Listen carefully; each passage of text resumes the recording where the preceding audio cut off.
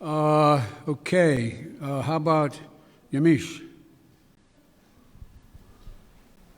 Thanks so much, Mr. President. You've said over and over again that immigrants shouldn't come to this country right now. This isn't the time to come. That message is not being received. Instead, the perception of you that got you elected as a moral, decent man is the reason why a lot of immigrants are coming to this country and entrusting you with unaccompanied minors. How do you resolve that tension? And how are you choosing which families can stay and which can go, given the fact that even though with Title 42, there are some families that are staying? And is there a timeline for when we won't be seeing these overcrowded facilities run by CPB when it comes to unaccompanied minors? Well, look, I guess I should be flattered. People are coming because I'm the nice guy. That's the reason why it's happening. That I'm a decent man, or however it's phrased. That's why they're coming, because Biden's a good guy. Truth of the matter is, nothing has changed. As many people came, 28% increase in children to the border in my administration, 31% in the last year in 2019 before the pandemic in the Trump administration. It happens every single solitary year. There is a significant increase in the number of people coming to the border in the winter months of January, February, March. It happens every year. In addition to that, there is and by the way, does anybody suggest that there was a 31% increase under Trump because he was a nice guy and he was doing good things at the border? That's not the reason they're coming. The reason they're coming is that it's the time they can travel with the least likelihood of dying on the way because of the heat in the desert, number one. Number two, they're coming because of the circumstances in country. In country. The way to deal with this problem, and I started to deal with it back when I was United States Vice President, putting together a bipartisan plan of over $700 million to do with the root causes of why people are leaving. What did Trump do? He eliminated that funding. He didn't use it. He didn't do it. And in addition to that, what he did, he dismantled all the elements that exist to deal with what had been a problem and has been continued to be a problem for a long time. He, in fact, shut down the number of beds available. He did not fund HHS to get the children out of those Border Patrol facilities where they should not be and not supposed to be more than a few days, a little while.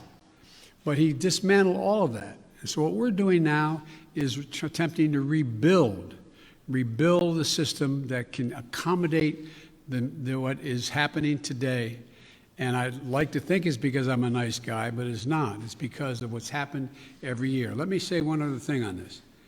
If you take a look at the number of people who are coming, the vast majority, the overwhelming majority of people coming to the border and crossing are being sent back. Thousands, tens of thousands of people who are over 18 years of age and single people, one at a time coming, have been sent back, sent home. We're sending back the vast majority of the families that are coming. We're trying to work out now with Mexico their willingness to take more of those families back. But that's what's happening. They're not getting across the border. And those who are coming across the border who are unaccompanied children, we're moving rapidly to try to put in place what was dismantled, as I said. For example, of all the children who are coming across the border, over 70% are either 16 or 17 years old. We're not talking about people ripping babies from mother's arms or little 3-year-olds standing on the border. Less than, I think it's 1.5% fall in the category of the very young. So what we're doing is we're providing for the space, again, to be able to get these kids out of the Border Patrol facilities, which no one should be in any longer than 72 hours. And today, I went to, for example, I used all the resources available to me, went to the Defense Department, and the Secretary of Defense has just made available Fort Bliss, 5,000 beds. Be immediately available, 5,000 beds in the Texas border. So we're building back up the capacity that should have been maintained and built upon, that Trump dismantled. It's going to take time. And the other thing we're doing, I might add, am I giving you too long an answer? Because if you don't want the detail. No, but I mean, I don't know how much detail you want about immigration. Maybe I'll stop there and finish. My follow-up question is, one, if you could talk a little bit about which families, why they're being allowed to stay, what the families that are being allowed to stay, why they're being allowed to stay. In addition to that, when it comes to the filibuster, which is what Zeke was asking about, there's immigration is a big issue, of course, when it related to the filibuster, but there's also Republicans who are passing bill after bill trying to restrict voting rights. Chuck Schumer is calling it an existential threat to democracy. Why not back a filibuster rule that at least gets around issues including voting rights or immigration? Jim Clyburn, someone, of course, who you know very well, has backed the idea of a filibuster rule when it comes to civil rights and voting rights. Well, look, I'm going to deal with all of those problems. The question is the priorities as they come and land on my plate. Let's go to the first question you asked, the first of the second questions you asked, and that is, what about dealing with families? Why are not some not going back? Because Mexico is refusing to take them back. They're saying they won't take them back, not all of them. We're in negotiations with the president of Mexico. I think we're going to see that change. They should all be going back, all be going back. The only people we're not going to let sitting there on the other side of the Rio Grande by themselves with no help are children. And what we're doing there, and it's an important point to understand. I know you understand it. I don't mean to say it that way. An important point to focus on. The vast majority of people under the age of 18 coming to the United States come with a telephone number on a wristband, or come with a telephone number in their pocket in the United States. A mother, a father, a close relative, a grandmama or grandpa. What was happening before is it's taking literally weeks and weeks and maybe even months before anybody pick up the phone and call to see if there really was someone there. Well, we've set up a system now where within 24 hours there's a phone call made as that child crosses the border. And then a verification system being put in place as of today to determine quickly whether or not that is a trafficker being called or that is actually a mom, a dad, and or a close relative. They're establishing that right off the bat. If it in fact is mom or dad, dad says, to take the extreme case, I got a birth certificate. Then guess what? We're getting that kid directly to that parent immediately. And so that's going to reduce significantly. There's two ways to reduce child populations in circumstances that are not acceptable, like being held at a Border Patrol station. One is to get them to the place where they have a relative and set a date as to when a hearing can be held. The second way to do it is put them in a Health and Human Services facility that we're occupying now, both licensed beds around the country that exist, as well as, for example, federal resources like Fort Bliss, to get them safely in a place where they can be taken care of while their fate is determined. Cecilia Vega. I'd like to circle back to immigration, please. You just listed the reasons that people are coming, talking about in-country problems, saying that it happens every year. You blamed the last administration. Sir, I just got back last night from a reporting trip to the border where I met 9-year-old Josel, who walked here from Honduras by himself, along with another little boy. He had that phone number on him, and we were able to call his family. His mother says that she sent her son to this country because she believes that you are not deporting unaccompanied minors like her son. That's why she sent him alone from Honduras.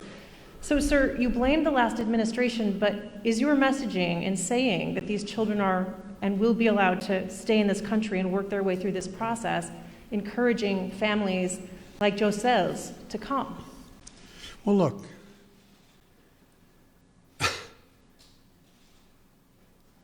the idea that I'm going to say which I would never do. If an unaccompanied child ends up at the border, we're just going to let them starve to death and stay on the other side. No previous administration did that either, except Trump. I'm not going to do it. I'm not going to do it. That's why I've asked the Vice President of the United States yesterday to be the lead person on dealing with focusing on the fundamental reasons why people leave Honduras, Guatemala, El Salvador in the first place. It's because of earthquakes, floods. It's because of lack of food. It's because of gang violence. It's because of a whole range of things that when I was vice president had the same obligation to deal with unaccompanied children. I was able to get it slowed up significantly by working with the heads of state of those communities to do things like in one of the major cities, the reason people were leaving is they couldn't walk the street because their kids were getting beat up or shot or gang violence. Well, what I was able to do is not give money to the head of state because so many are corrupt, but I was able to say, okay, you need lighting in the streets to change things? I'll put the lighting in. We got a contractor. We got the type of lighting. We paid directly to the contractor, did not go through the government. And violent crime significantly was reduced in that city. Fewer people sought to leave. When this hurricane occurred, the two hurricanes, instead of us going down and helping in a major way so that people would not have a reason to want to leave in the first place because they didn't have housing or water or sustenance, we did nothing. We're going to do a lot in our administration. We're going to be spending that $700+ million a year to change the life and circumstances of why people leave in the first place. That mother did not sit around on the kitchen table and say, you know, I got a great idea. Way I'm going to make sure my son gets taken care of is I'm going to put how old was he or she? He's 9. I also met a 10-year-old. A 9-year-old. I'm going to send him on a 1,000-mile journey across the desert and up to the United States because I know Joe Biden's a nice guy and he'll take care of him. What a desperate act to have to take. The circumstances must be horrible. So we can do something about that. That's what the vice president's going to be doing. What I did when President Obama asked me to come and deal. I was in Turkey at the time. He said, you got to come home and take care of this. So we put together a plan and it had an impact. And so the question here is how we go ahead and do this, what we do. There's no easy answer. Quick follow, if I may. Do you want to see these unaccompanied minors staying in this country, or should they be deported eventually? Well, the judgment has to be made whether or not, in this young man's case, he has a mom at home. There's an overwhelming reason why he'd be put in a plane and flown back to his mom.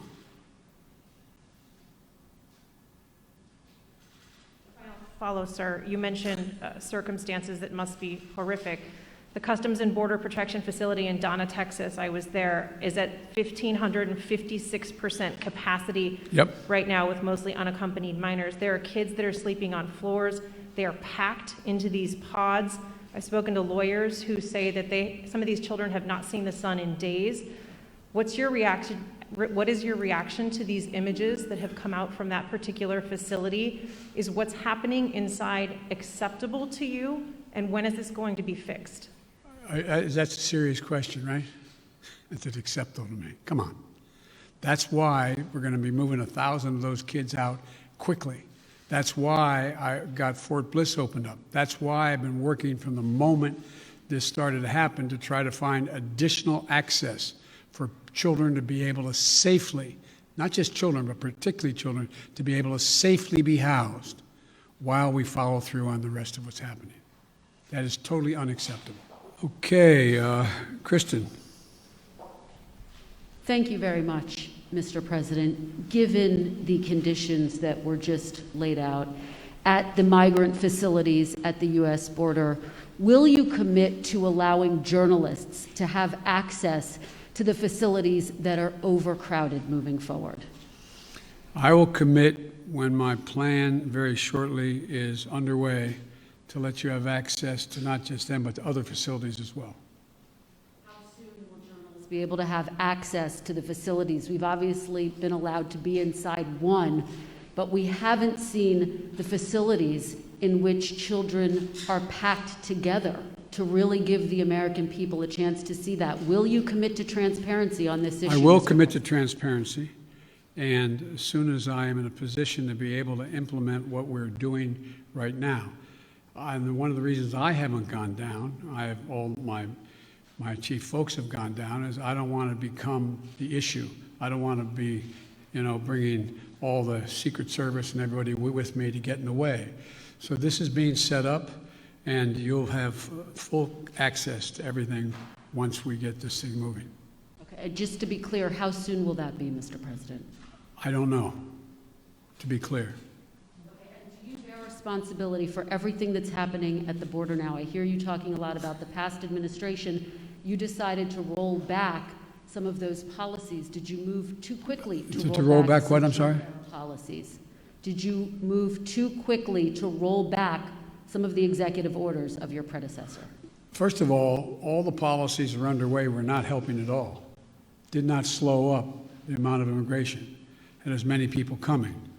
And rolling back the policies of separating children from their mothers, I make no apology for that. Rolling back the policies of remain in Mexico, sitting on the edge of the Rio Grande in a muddy circumstance with not enough to eat, I make no apologies for that. I make no apologies for ending programs that did not exist before Trump became president, that have an incredibly negative impact on the law, international law, as well as on human dignity. And so I make no apologies for that. Question here. And Janet from Univision.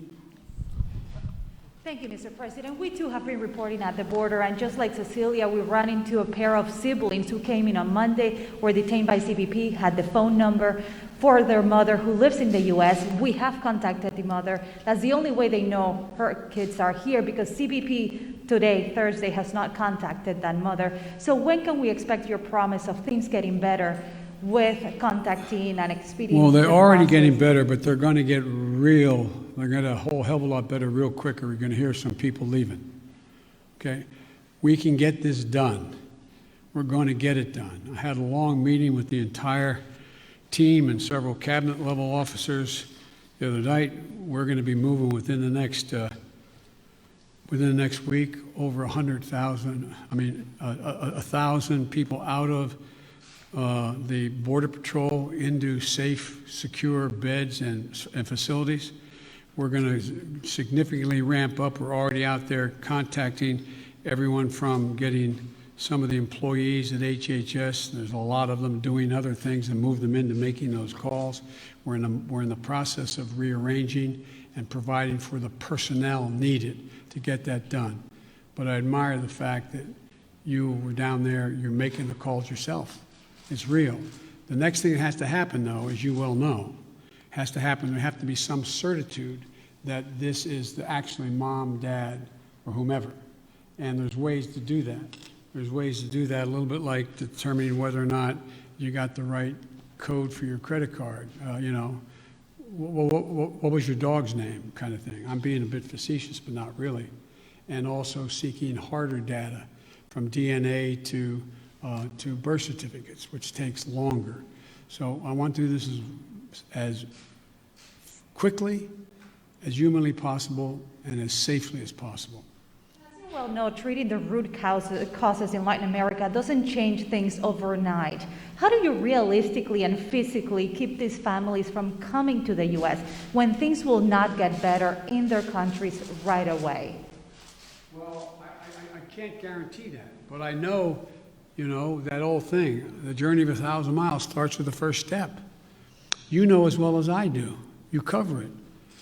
You have it's not like somebody sitting on a hand-hewn table in Guatemala, in somewhere in Mexico or in Guadalupe saying, I got a great idea. Let's sell everything we have. Give it to a coyote. Have them take our kids across the border into a desert where they don't speak the language. Won't that be fun? Let's go. That's not how it happens. People don't want to leave. When my great-grandfather got in a coffin ship in the Irish Sea, expectation was he going to live long enough on that ship to get to the United States of America. But they left because of what the Brits had been doing. They were in real trouble. They didn't want to leave, but they had no choice. So I can't guarantee we're going to solve everything, but I can guarantee we can make everything better. We can make it better. We can change the lives of so many people. And the other thing I want to point out to you, and I hope you point out, I realize it's much more heart-wrenching, and it is, to deal with a 5 and 6 and 7-year-old. But you went down there and you saw the vast majority of these children, 70% are 16 years old, 17 years old, and mostly males. Doesn't make it good, bad, or indifferent, but the idea that we have tens of thousands of kids in these god-awful facilities that are really little babies crying all night, that's true. That's why we got to act. And yesterday, I asked my team, both the director of the two agencies as well as others, I asked them what would they in fact, and I asked their opinion because they're the experts, but I said, focus on the most vulnerable immediately. But there's no reason why in the next month as people cross the border, that phone call can't be made in the first 48 hours and begin. If I may ask one last question, have you had any talks with Senate Republicans who are threatening this administration with not considering the immigration legislation that was passed in the House until the situation at the border has been resolved? No, because I know they have to posture for a while. They sort of got to get out of their system. This is